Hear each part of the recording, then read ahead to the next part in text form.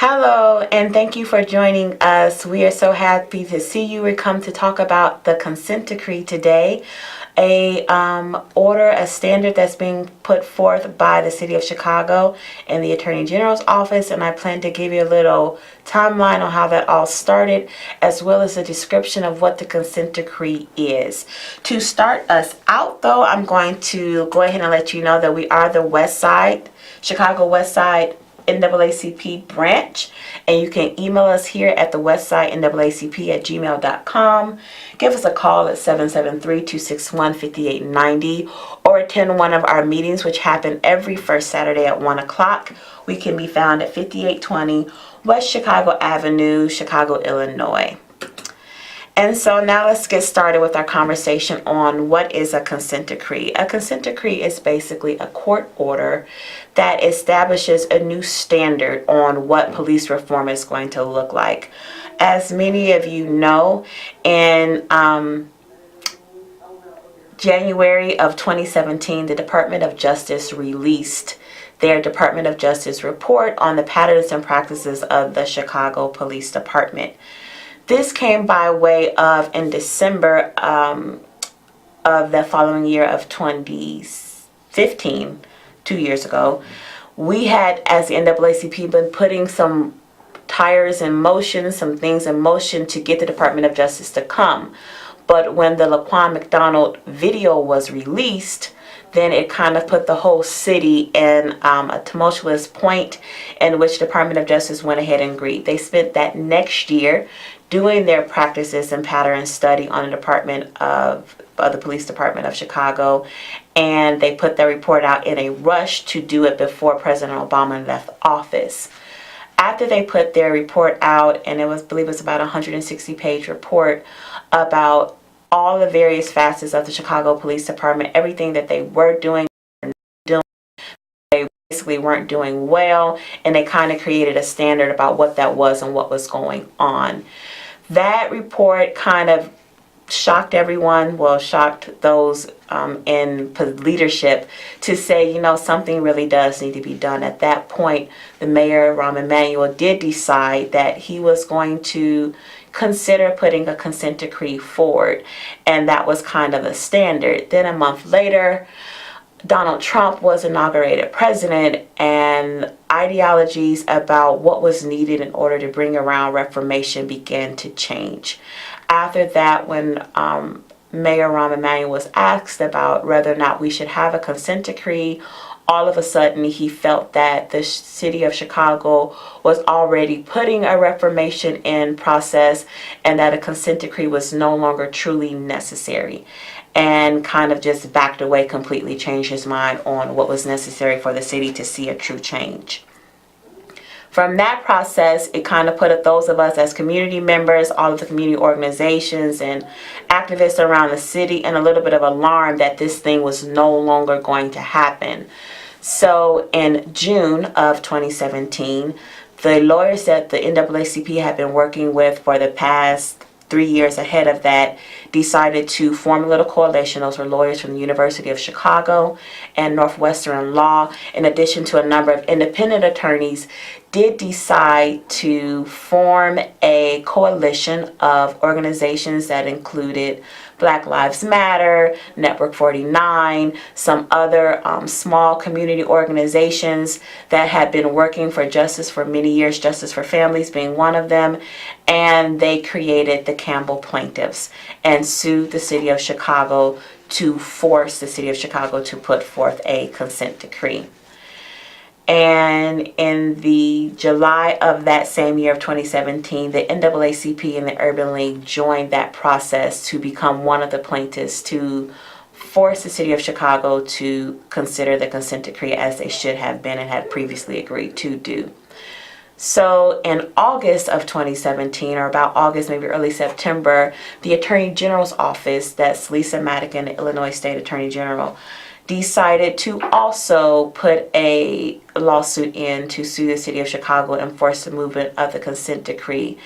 which kind of made it look like they were working with us, but in actuality kind of created the Attorney General as a translator between the community movement that we already had set forth in the lawsuit that we had already put forth and the City of Chicago. So now what that basically meant that instead of the City of Chicago dealing directly with the community to find out what is needed for this consent decree, what do we need to move forward, they basically said, community, you come to us, you tell us what the story should be and the narrative and how it should look, and then we'll take that and we'll translate it to the City of Chicago for what's necessary with this consent decree. And that basically meant that, of course, we got a fairly diluted version of the various things that we thought would be important in the consent decree that went forth to the city. And just to give you a little synopsis of the topics that are in the consent decree is things such as community policing, impartial policing, crisis intervention, use of force, which was always a big one. Of course, it's all started about how much force an officer is allowed to use against a person. Recruitment, hiring, and promotion, training, supervision, officer wellness and support, accountability and transparency, data collection, analysis, and management. These are all the topics that the consent decree was kind of covering and giving out detailed aspects about what we needed to look for in this consent decree. And while all of those components are still in the current consent decree that will be going before the judge here in October, they're not going forth as powerfully and as concentrated as we, the community members, wanted to hear. And so we're going to have a couple of callers come in and give their viewpoints and opinions about what that means in a little while. But while we're waiting on that, I just want to let you know that we will have some upcoming dates up until October 12th, which is going to be in another Friday. You will be able to put in a written comment on anything that you think the consent decree is currently holding and what you think it should hold. And then after that, we're going to have two public hearings on the 24th and 25th in which you'll be able to go before the judge and kind of say what you think is coming. And right now we have a caller. Let's see who it is. Hello, caller. Hello, caller. Are you there? Hi, it's TERESA Haley. How are you? I'm fine. How are you? I'm doing well. TERESA Haley is the Illinois State NAACP president, and she's going to give us a couple of viewpoints about her thoughts on the consent decree, its importance, the work that she's been doing down from Springfield to help us out here in the city of Chicago, help us understand what this consent decree really is going to mean for us as a whole. Go ahead, President. Well, thank you, Rebecca. I believe personally that the consent decree is going to give us a stronger voice, not only in the city of Chicago, but the state of Illinois, as it relates to problems that we've had with the police department, ongoing problems. The NAACP is serious and is committed about changing things in our community and really building police-community relationships, and we've begun to do that. We developed the 10 principles with the Illinois Chiefs of Police Association, and we're working around the state hosting Let's Talk and WorldCast. Caller, we've lost your voice. We've lost your voice, and we're going to hold on to get you reconnected. Maybe the call dropped. I'm still here. Oh, okay. Go ahead. Keep talking. I'm sorry. Can you hear me? Yeah, I hear you just fine now. Okay. So the NAACP is committed to holding the police department accountable. The decision today regarding Laquan McDonald's situation was wonderful. It was long overdue. I believe it was history for the city of Chicago, the first time we've ever convicted a white police officer of killing a black person. But this is just the start. There are so many issues in the city of Chicago in dealing with the police department.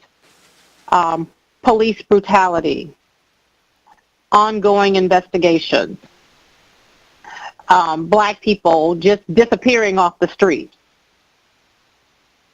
So we want this investigation to go full forward and see some real results. So today was just the start of what we needed to be doing all along. Brutality and abuse in the city of Chicago with the police department, it has to stop. And combing through all the documents, dealing with police misconduct has to cease. We have to be able to financially hit these individuals in the pocket and put them in jail. President Haley, I'd like to ask you a question. I know that you've been doing a lot of work in some of the coalitions with officers across the state. What do you think is a viewpoint that you've learned most importantly from officers in regards to how reformation should look from their point of view? Is there anything that in particular that has stood out to you about what you think they think reformation should look like for police officers, not only in the city of Chicago, but across the state? It should look like respect. A lot of the police officers and police chiefs that we talk with in these sessions believe that they are valuing diversity and valuing life. But when we watch the media on a regular basis, we don't see that. As long as it's not happening in their neighborhoods, it's not a real issue, but it's a real issue for people of color, especially black folks.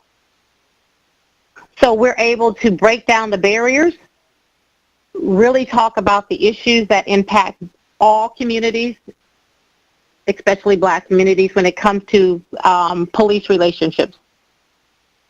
Yes.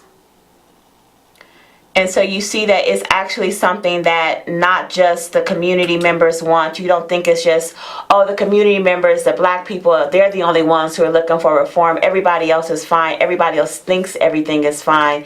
And that's why maybe the mayor has a point. Maybe we don't need this consent decree. Is that something that you've heard from the various officers that you've been in communication with? No, the officers and the sheriffs that we've dealt with, in terms of the police chiefs, they believe that the consent decree is something that's needed if it's going to better build relationships in the city of Chicago and throughout the state of Illinois. So they don't have a problem with it. I think there are always a few bad apples in every organization. It's no different from our families. But when you have those bad apples, you need to deal with them. And justice needs to be deserved. So today what we saw was justice was served, but it was delayed. And with the consent decree, we want somebody, especially our mayor, to take action and not let this drag out for another 2 to 4 years. The evidence is there. The Chicago Westside as well as the South Side.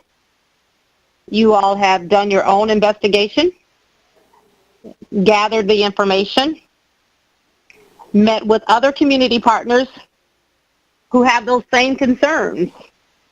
Now let's do something about it and let's hold the Chicago Police Department accountable.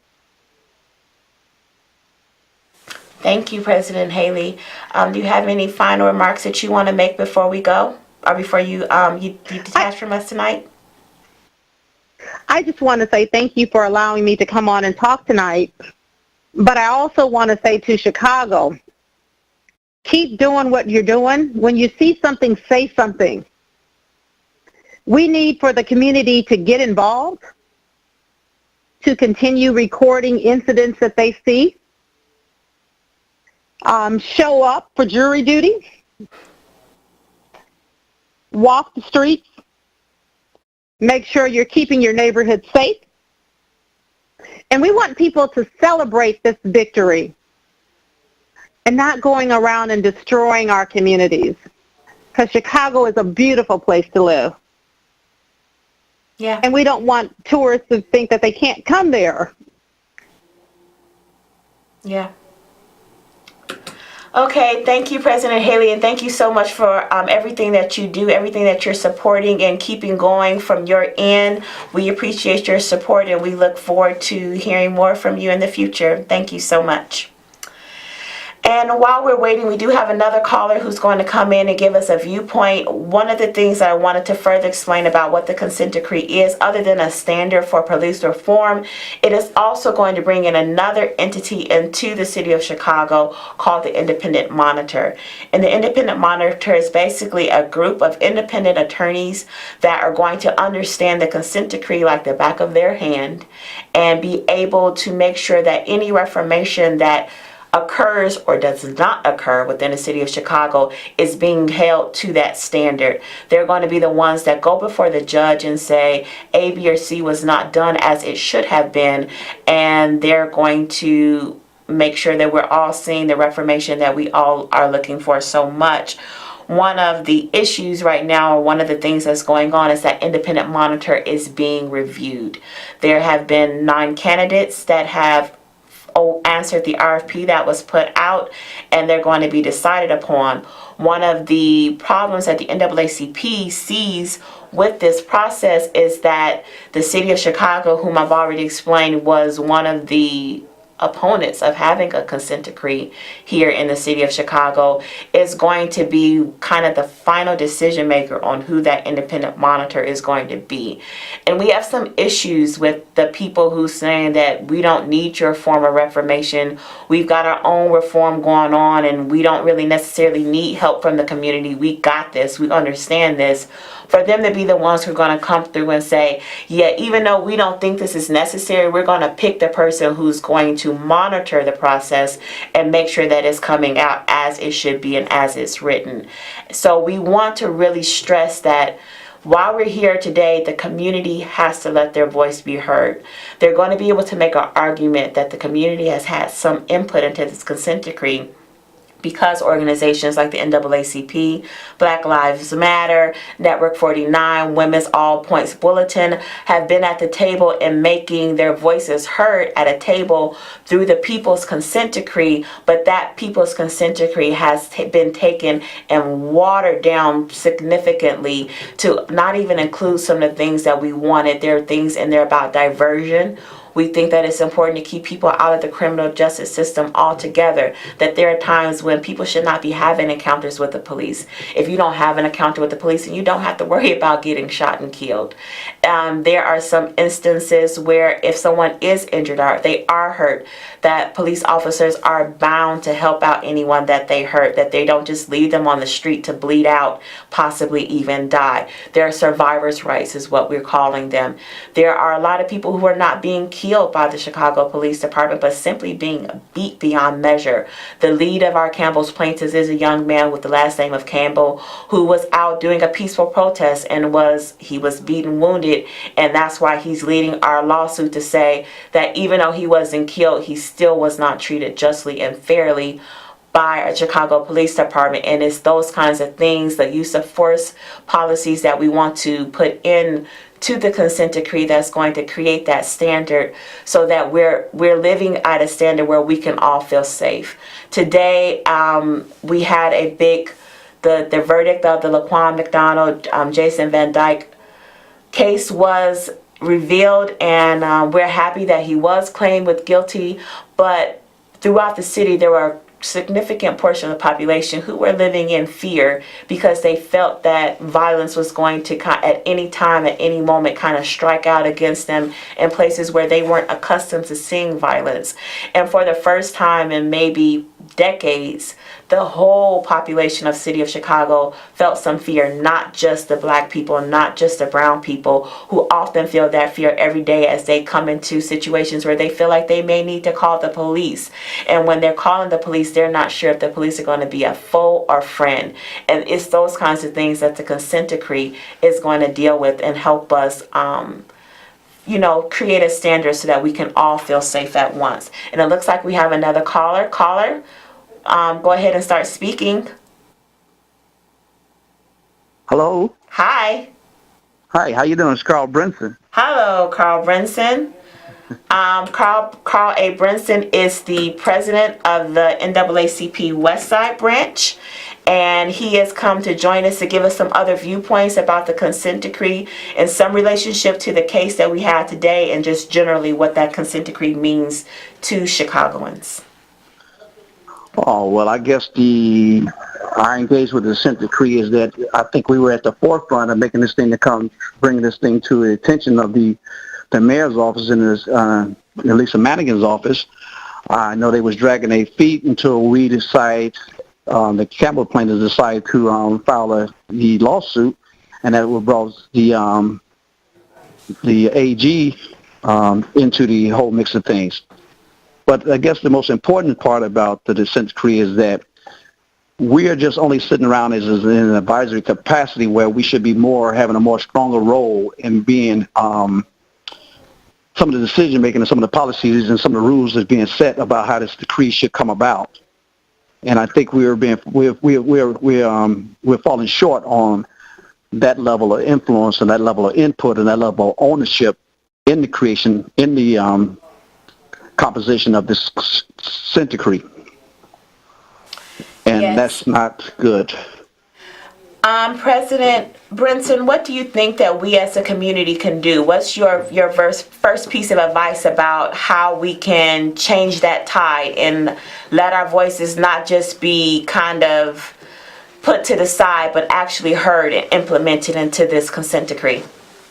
Well, I think one of the things that really occurred today, I guess the more that I think some of our people are hearing about the consent decree, they're hearing it on the news, and they're not really feeling the direct impact and seeing how it's affecting people of color in our community and how it's associated with the case of Laquan cases and all these other cases that happened prior to that and on down the road. Was trying to put those roadblocks and push those cures into making these issues don't happen again. One of the things, like today, the conversation. See, the more the people in our communities talks about it, the more awareness, and that hopefully that drums up more support and started having people rallying around, pushing our elected officials, pushing our community representatives, community leaders, and everybody else, making it a household word, a household name, and a household focus on the consent decree, saying that we know this thing exists and that we have to have ownership in it. So I think today, even with Pastor Hunter being on there as the family member, uncle of Laquan, he stated that the two things that has to be focused on that's paramount, that's facing us to move forward in this city, is that the consent decree and the FOP contract. And so what's going on today is just starting the momentum, it's starting the awareness, starting to let us know it's just not certain organization who knows about the consent decree and who's working on it, but now it becomes a household word. It becomes a household project, household that we can move forward. That we can move forward with it. So that's where now I think people are being more cognizant of it, and now that they're cognizant of it, that we can help move and push it forward and then create a stronger demand and a stronger voice to say that we deserve to have more input and have a real seat at the table as opposed to just sitting there on the sideline as advisors. Well, I thank you, President Brinson. Do you have any final comments you want to give to us? Any parting notes? I think that parting notes is saying now that we know, now we're being educated, let's get active and get activated, and let's be active in what we need to be doing to try to change these policies and these practices that's been taking place in Chicago over the long history of time. So I think that we need to be more engaged, and let's stay engaged, just not for the day, but just engaged till we get these things settled and corrected, and that we have ownership into our directions and how we want to live our life in Chicago. Thank you, President Brinson, and thank you for calling in. Thank you for everything that you've been doing. Thank you guys for hosting a very good program and getting the information out to our community about what's going on. We do. Appreciate you guys. Okay, and we just have a 1 minute left, but we do have one last caller that we want to hear from before we wrap it up. Caller, you have just a couple of seconds.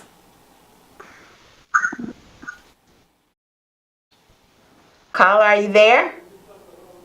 So looks like our caller just got disconnected, but we'll be here back again next week, and we'll be glad to hear from you then. We know this is a hot topic, and we're hoping that you keep it as a hot topic on your minds.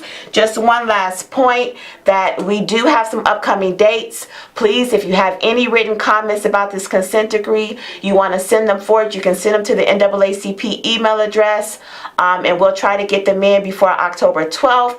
Come to the hearings, be at those public hearings, let your voice be heard. You can email us here at the Westside NAACP@gmail.com or give us a call. We really are excited about what's happening in the city. It's a great time of reform like what we've never seen before, and we're inviting everyone, let your voices be heard.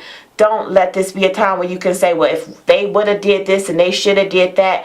Be a part of the solution. Your voice can be heard. Let it be known. Thank you for joining us, and we'll talk with you next time. Bye.